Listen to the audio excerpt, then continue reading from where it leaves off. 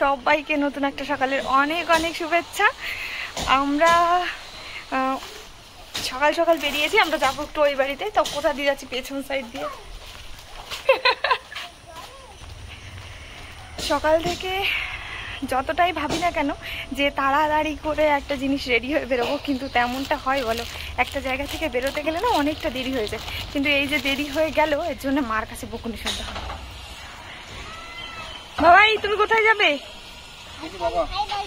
ভাই বাড়ি যাবে? আচ্ছা, উঠে পড়ো। এক এক করে আসছে মাসি, আর ও আমাদের এসে দিয়ে চলে গেল, মানে চলে যাচ্ছে। এই তুমি টাইম করে যদি পারো তাহলে এসো।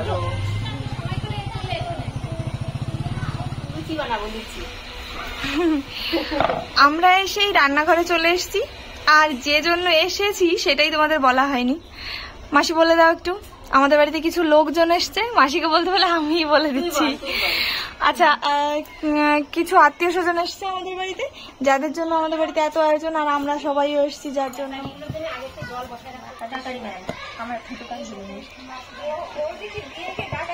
দেখো কত সুন্দর করে ঢেলছে।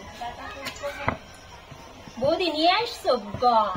আর এখন হচ্ছে এখানে দুধ চা হবে, আর এখানে ডাল সেদ্ধ করা রয়েছে, এখানে মাছ ভাজা। চলো সব একে একে পরে দেখো। এটা হচ্ছে আমার বড় মামি, তোমরা যারা চেনো না তারা হচ্ছে দেখো, কারণ সবাইকে সবসময় দেখানো যায় না। আচ্ছা যাও বড় মামি, চলো। আর এই যে এই দাদা ভাইরা এসছে, আচ্ছা চলো সবাইকে দেখাই তোমাদের। কে কে এসছে দেখাবো, চলো মা একটু সাইড দাও।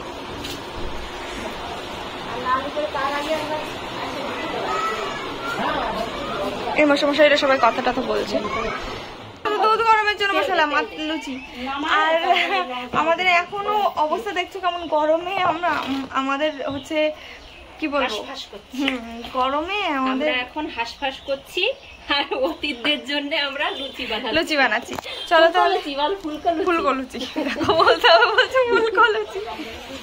আমাদের রাধুনি একদম না, মাসি এসছে বলে আমার অনেকটা চিন্তা মুক্ত, কারণ তুমি না আসলে আমার এখানে বসতে হতো, আর না দিদি যদি থাকতো ও রান্না করতে হয়তো, কিন্তু আমারও একটু মাথায় চাপ থাকতো, কিন্তু যে চাপটা নেই।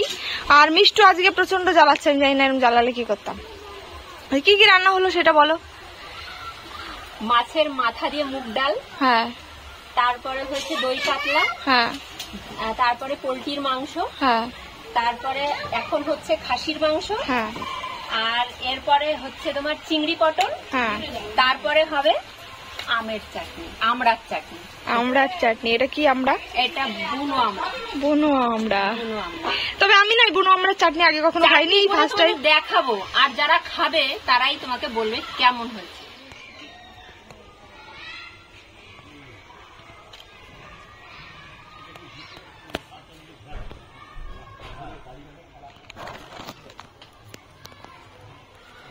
বাইরে সবাই মেশামশাইরা বসে মামার সঙ্গে গল্প করছে ওখানে সবাই। আর কি বলবো, এখন রান্না প্রায় শেষের দিকে, সবাই কাজকর্ম ছেড়ে একটু উঠেছে, যে রান্না প্রায় হয়ে এলো। এখন সবাইকে খেতে দিয়ে দেবো, কারণ এখন প্রায় 1:30 কি 1:45 মতো বাজতে গেছে। তো এটা হচ্ছে খাবার দাবারের একদম সঠিক টাইম। আর আজকে আমি পুরোপুরি ফাঁকি দিয়েছি জানো, মানে হাতে হাতে যেটুকু অন্যদিন কাজ করে দিই, আজকে তার থেকে অনেক কম কাজ করে দিয়েছি। এদিকে মিষ্টু প্রচণ্ড জ্বালিয়েছে, সেই একটা মিষ্টু তাতানকে রাখার মতো ছোটরা ছিল না, আজকে আসেনি, এখনো পৌঁছায়নি।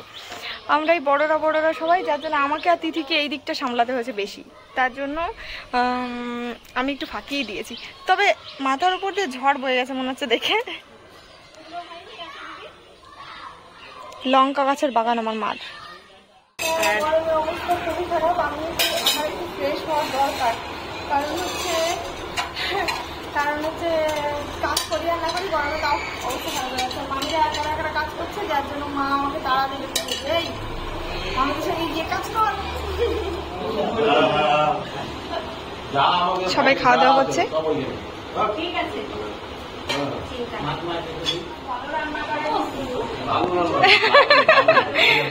তোমাদের জন্য বলতেই হবে, মানে যদি ভালো নাও হয় বলতেই হবে। সেটা না সবাই জানে, রান্না করলে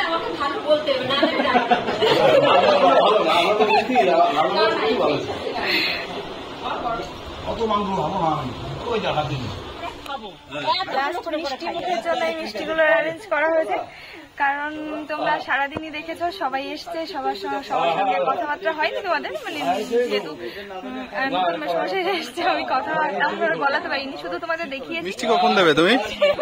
মিষ্টি দাও। আরে মিষ্টি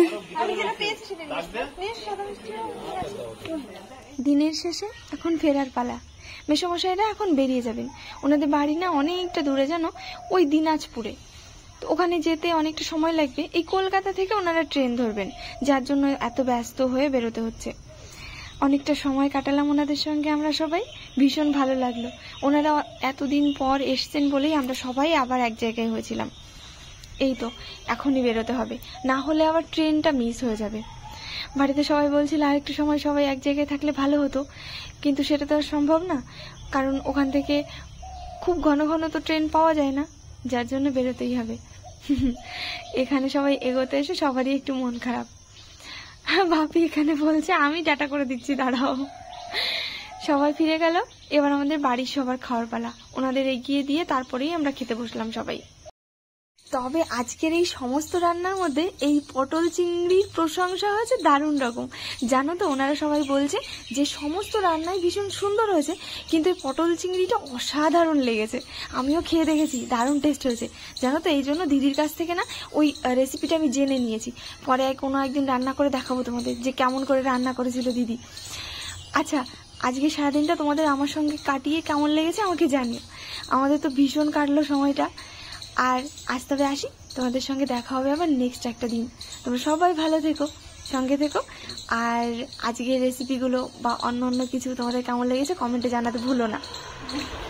চেটে ফুটে খাচ্ছে, তার মানে বোঝা যাচ্ছে রান্নাটা ভালোই হয়েছে।